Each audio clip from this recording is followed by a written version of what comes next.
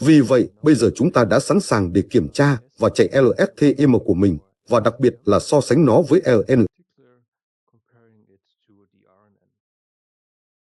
Vì vậy, ý tưởng cũng giống như chúng ta, hướng đến cùng một ý tưởng mà chúng ta đã có trong LNN cổ điển.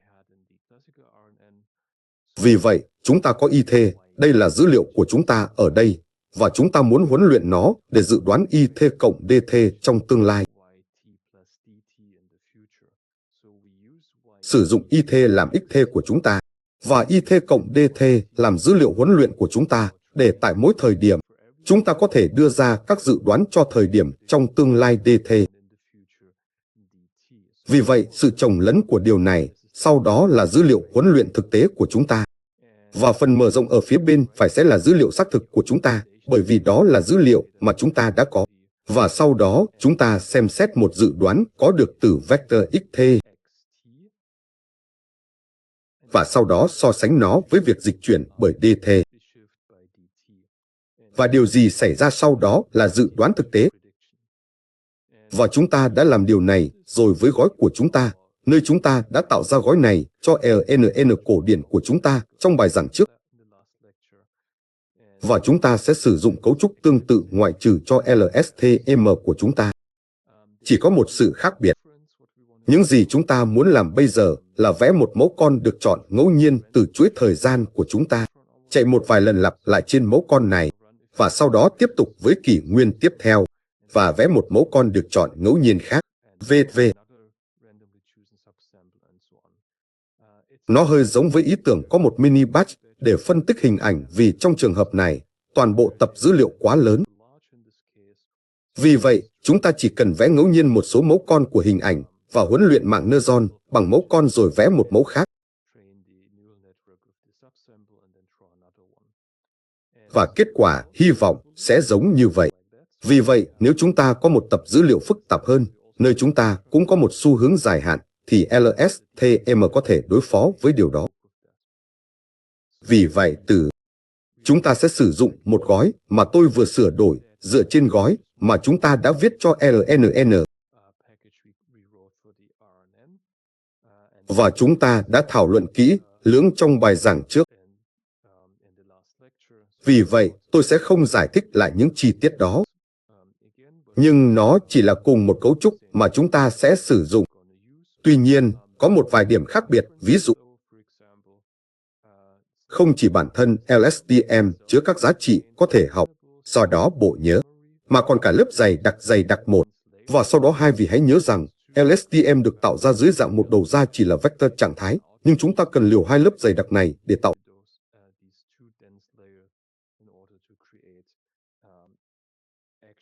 dự đoán thực tế y mũ bằng cách chuyển vector trạng thái H thành y mũ. Vì vậy, nó chuyển đổi H thành y mũ. Và chúng ta cũng sẽ muốn làm điều này với một số lượng neuron tương đối nhỏ. Và sau đó hy vọng chúng ta sẽ nhận được kết quả tốt hơn rất nhiều. Và đó là những gì biểu đồ này đã chỉ ra. Và đó là những gì chúng ta muốn xem. Tất nhiên chúng ta có một mạng lưới phức tạp hơn, tinh vi hơn, và nó sẽ hoạt động tốt hơn rất nhiều so với ERNN cổ điển. Và đó là ý tưởng của phần này, rằng chúng ta chạy LSTM của mình, và đặc biệt là hiệu suất so sánh với ER cổ điển.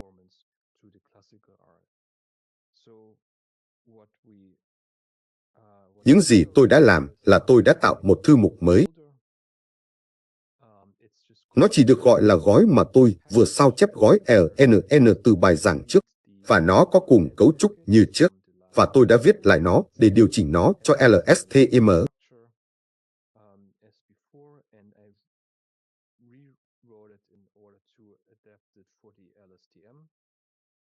Vì vậy, nó có cùng cấu trúc như gói LNN, nơi chúng ta có một hàm gọi LSTM để huấn luyện. Và nó chỉ khởi tạo LSTM, lớp dày đặc, và tất cả các bộ tối ưu hóa. Đó là những gì chúng ta vừa làm trong chương cuối cùng trong bài giảng này. Sau đó, nó áp dụng dịch chuyển pha, và sau đó nó chọn một mẫu con của chuỗi thời gian ngẫu nhiên, và chuyển qua phương thức forward, và chạy một vài lần lặp lại trên đó, và cả phương thức backward, tất nhiên, và sau đó chọn một mẫu con mới cho kỷ nguyên tiếp theo.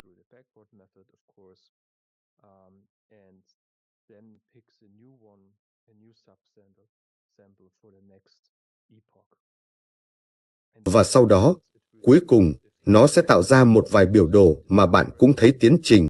Và nó trả về LSTM và cả các trọng số và các giá trị có thể học được từ lớp dày đặc. Và chúng ta sẽ cần điều này để áp dụng LSTM cho một tập dữ liệu mới. Và nó làm điều đó bằng cách chỉ chạy qua phần forward. Đó là cell LSTM. Vì vậy, nó hoàn toàn tương đương với những gì chúng ta đã làm trong bài giảng về LNN. Bạn thấy rằng nó có cùng cấu trúc chính xác, chỉ là một LNN ở đây và chúng ta có một LSTM. Vì vậy, điều đó thực sự có thể so sánh được. Vì vậy, nó là LNN cổ điển và đây là LSTM của chúng ta.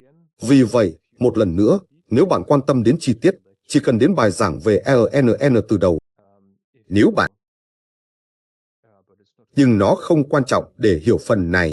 Chỉ nên tưởng tượng mọi thứ mà chúng ta đã thảo luận trong bài giảng này trong các phần trước bây giờ đã được đưa vào một gói. Và bây giờ chúng ta muốn kiểm tra điều này trên một tập dữ liệu cụ thể. Và chúng ta muốn bắt đầu với một tập dữ liệu có cấu trúc tương đối đơn giản. Vì vậy, giống như tập dữ liệu hình sin của chúng ta, nơi chúng ta có một số nhiễu, và hành vi hình sin có thể dự đoán được, chúng ta chưa có xu hướng dài hạn. Chúng ta cũng muốn kiểm tra điều này, nhưng hãy bắt đầu với một tập dữ liệu tương đối đơn giản, có một độ dài nhất định. Để tôi kiểm tra độ dài là 700 mm. Điểm dữ liệu. Và bây giờ chúng ta muốn đưa ra dự đoán 200 điểm dữ liệu trong tương lai, và chúng ta chạy một LSTM rất đơn giản. Và sau đó chúng ta muốn so sánh nó với LNN. Vì vậy, ví dụ, hãy chạy LSTM ở đây. Và ngoài ra, tôi muốn bạn hiểu nó làm gì, tất nhiên. Vì vậy, chúng ta bắt đầu với chỉ 100 neuron. Và sau đó những gì được đánh dấu màu xanh lá cây ở đây, đây là tập hợp con của dữ liệu vừa được vẽ ngẫu nhiên. Và mỗi lần, nó là một tập hợp con khác. Tất nhiên, đối với dữ liệu huấn luyện cụ thể này, nó không thực sự quan trọng bạn lấy nó từ đâu, bởi vì nó vẫn là hành vi định kỳ như nhau. Nhưng bạn sẽ thấy nó luôn có một kích thước khác nhau và luôn đến từ một vị trí khác nhau. Và sau đó nó khớp với dữ liệu.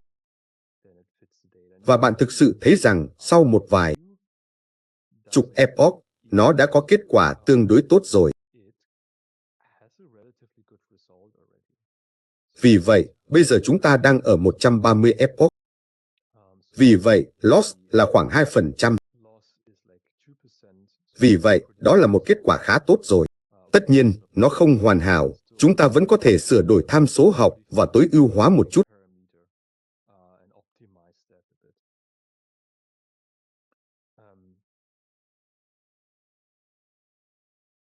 Vậy là bây giờ chúng ta đã xong, và bây giờ chúng ta có thể áp dụng nó.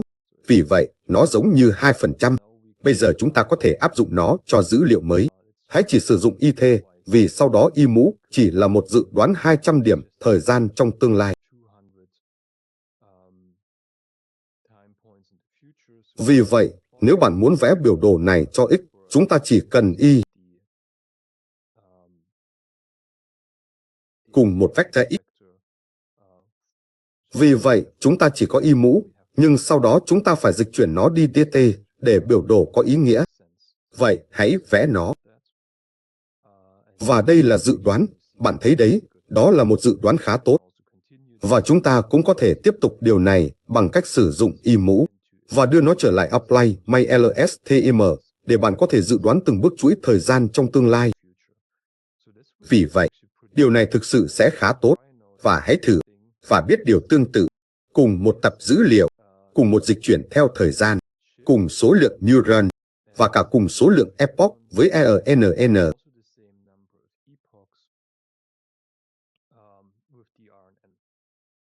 Hãy nhớ lại LSTM. Sau khoảng 60 hoặc 100 epoch, chúng ta đã có một kết quả tương đối tốt.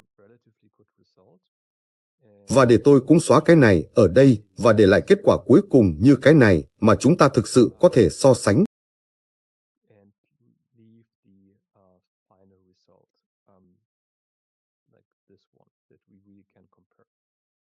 Được rồi. Và cũng những gì bạn thấy ở đây, ở phía bên phải, được đánh dấu màu xám, đây là dự đoán thực tế. Vì vậy, hãy làm điều tương tự với LNN để chúng ta có một sự so sánh hoàn chỉnh. Nó thậm chí còn bắt đầu với cùng một learning rate. Hãy xem chúng ta nhận được gì. Hãy nhớ rằng, việc huấn luyện LNN của LNN cổ điển luôn hơi khó khăn vì gradient bị mất dần hoặc bùng nổ.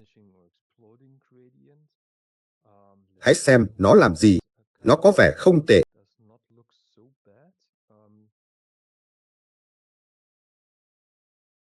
Nhưng nó không tốt bằng LSTM. Và hãy nhớ lại những gì tôi đã trình bày trong các slide.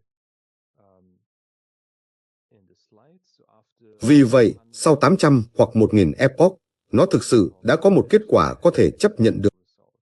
Vì vậy, những gì bạn chắc chắn nên thấy là LSTM hiệu quả hơn nhiều. Vậy hãy để tôi chạy lại nó. Vì vậy, tôi nghĩ rằng sự khác biệt bây giờ là rõ ràng. Vì vậy, nó là các tham số huấn luyện chính xác như nhau. Đó là dữ liệu như nhau. Ở đây, chúng ta có vấn đề về gradient. Vì vậy, nó đã thất bại hoàn toàn. Vì vậy, tôi nghĩ rằng bạn đã hiểu vấn đề rằng LSTM hoạt động tốt hơn nhiều. Vậy là bây giờ ở dạng hàm mũ,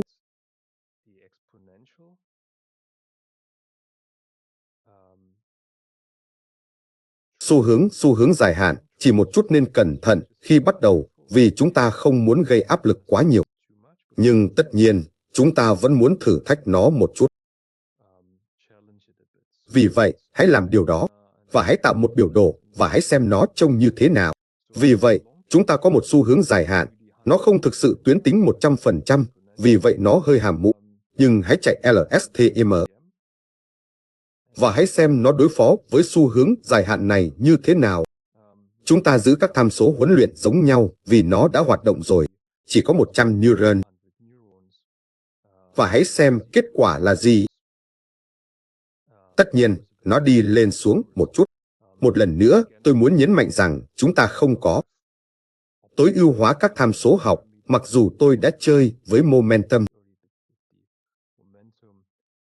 Và hãy xem nó hoạt động tốt như thế nào với xu hướng dài hạn. Vì vậy, loss có vẻ dao động, điều này không lý tưởng. Nhưng cuối cùng, nó sẽ tìm thấy một giá trị tối thiểu đẹp cũng hiểu xu hướng.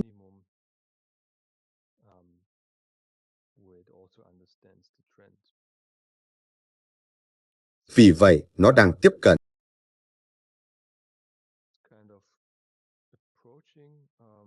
Vậy hãy để tôi tạm dừng nó. Và sau đó chúng ta có thể xem xét kết quả. Vì vậy, tôi đã chơi một chút với các tham số và tôi thậm chí còn làm cho nó dốc hơn. Và sau 200 epoch, tất nhiên là chưa hoàn hảo. Nhưng tôi nghĩ bạn có thể thấy rằng nó đi đúng hướng. Vì vậy, tất nhiên, chúng ta có thể cần thêm một vài epoch nữa, thay đổi một chút các thông số huấn luyện. Tôi cũng đã chơi. Hoặc chỉ kiểm tra 100, 200, 300 neuron và các dịch chuyển thời gian cụ thể. Nhưng tôi nghĩ bạn thấy rằng, ngay cả khi nó không hoàn hảo ở đây, nó vẫn đi đúng hướng. Và bằng cách thay đổi một chút các tham số học, bạn sẽ thấy rằng nó sẽ cung cấp cho bạn một sự phù hợp tốt. Vì vậy, loss là khoảng 0,4. Nếu chúng ta chỉ so với phạm vi động mà chúng ta có, điều này có thể là 5 hoặc 6. Vì vậy, hãy chia nó cho 5. Và bạn có một ý tưởng sơ bộ về mũi tên mà chúng ta có ở đây. Vì vậy, một lần nữa, nó không hoàn hảo, nhưng nó đi đúng hướng. Sau 200 epoch. Và bây giờ hãy làm điều tương tự với ENN. Vậy chúng ta có 200. Chúng ta không muốn làm điều đó. Vì vậy, chúng ta có 200 điểm thời gian. Chúng ta cũng muốn làm điều này với 300 neuron và cả 200 epoch.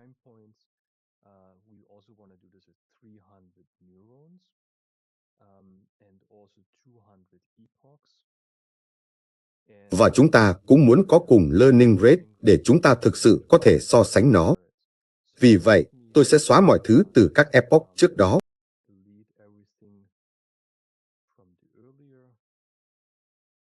Và bạn cũng có thể thấy bằng cách này, cách nó tiếp cận hoặc cách nó cải thiện sự phù hợp. Và bây giờ chúng ta hãy làm tương tự với LNN. Và ở đây chúng ta đã thấy vấn đề. Một lần nữa, độ dốc biến mất, bùng nổ. Bây giờ, hãy giữ cho nó đơn giản. Hãy bắt đầu lại ở 100. Nhưng bạn thấy đấy, chúng ta luôn gặp phải vấn đề này. Và tất nhiên, nếu bạn sử dụng các gói từ Python, chẳng hạn, thì chúng sẽ tính đến điều này, vì vậy việc đối phó sẽ dễ dàng hơn rất nhiều. Vì vậy, trên thực tế, nó không quá tệ nếu bạn nhìn vào điều đó. Vì vậy, nó hiểu xu hướng. Nó tệ gấp 3 lần, nó kém chính xác gấp 2 lần. Vì vậy, hãy để tôi chạy lại điều này với 200 neuron. Nên là vậy. Sự so sánh, điều đó công bằng hơn nhiều. Vâng, nhưng bạn thấy đấy, tôi đoán đó là việc vượt mức tuyến tính. Vì vậy, nó làm được điều đó. Nhưng nếu bạn so sánh nó, vậy thì hãy để tôi hiển thị điều này ở đây để bạn có thể thấy sự khác biệt. Vậy đó là LSTM. Và hãy xóa tất cả mọi thứ này. Và bạn thấy kết quả không? Tệ lắm. Vì vậy, chúng ta không cần phần này ở đây. Để chúng ta thực sự có sự so sánh. Vậy đó là LSTM, đó là LNN. Cùng dữ liệu, cùng số epoch, sự khác biệt duy nhất ở đây là chúng ta có ít neuron hơn. Vì vậy, có lẽ chúng ta vẫn có thể đạt được rất nhiều khi chúng ta thay đổi các tham số học tập. Vậy. Tuy nhiên, nếu bạn thực sự muốn sử dụng nó, và tôi muốn cho bạn thấy một vài kết quả. Vì vậy, nếu bạn thực sự tối ưu hóa một chút cho việc đào tạo, thì bạn có thể có kết quả tương đối tốt sau một vài epoch rồi. Và trong 200 epoch thì bạn có loại kết quả này. Và nếu bạn chạy điều này với LNN, bạn thường có loại kết quả này, dĩ nhiên là không hoàn hảo. Chúng ta thực sự đã có kết quả tương đối tốt khi chúng ta chỉ thử nó. Nhưng chỉ để bạn có ý tưởng về các xu hướng chung hoặc về nguyên tắc, LSTM sẽ hoạt động tốt hơn rất nhiều. Và trên thực tế, nó thường làm điều đó khi bạn chỉ có một tập dữ liệu phức tạp hơn. Và do đó, tôi muốn so sánh điều này một chút. Vì vậy, trong bài giảng LNN, chúng ta đã tạo ra LNN cổ điển sau 800, 900 epoch. Chúng tôi đã không gặp vấn đề gì, bạn biết đấy. Dự đoán hành vi hình sin. LSTM, điều đó cực kỳ nhanh. Đó là những gì chúng ta đã trình bày trước đó. Sau hàng tá epoch, sau đó chúng ta đã có kết quả tương đối tốt. LNN gặp khó khăn rất nhiều với các xu hướng dài hạn. Và bạn cũng thấy chúng ta có vấn đề về gradient biến mất, bùng nổ một lần nữa đối với các gói phần mềm thực tế. Những lập trình viên đó đã giải quyết việc đó. Vì vậy, điều đó không mong manh như trong trường hợp của chúng ta. Bạn thực sự có thể thay đổi điều đó nếu bạn thích. Nếu bạn thêm một vài tính năng nữa vào dữ liệu, và sau đó so sánh LNN với LSTM. Ví dụ, nếu bạn chỉ cần thêm một thay đổi, và nhân nó dưới dạng hàm mũ, và tôi thực sự khuyên bạn nên làm như vậy để bạn chỉ chơi một chút với dữ liệu. Vì vậy, một lần nữa, đây là bài giảng mà chúng ta muốn tạo một LSTM như LNM cổ điển trên việc lập trình rất đơn giản. Vì vậy, không có sự trừu tượng nào. Tất nhiên, có rất nhiều thứ để cải thiện, cũng để cải thiện việc huấn luyện. Vì vậy, bạn thấy rằng nó không hoàn hảo và nó không được tối ưu hóa về thời gian chạy. Nhưng ý tưởng, tất nhiên, là giữ cho nó đơn giản nhất có thể để bạn hiểu cách nó hoạt động. Và thế thôi. Và tôi hy vọng bạn có thể học được điều gì đó. Và tôi hy vọng bạn thích khóa học.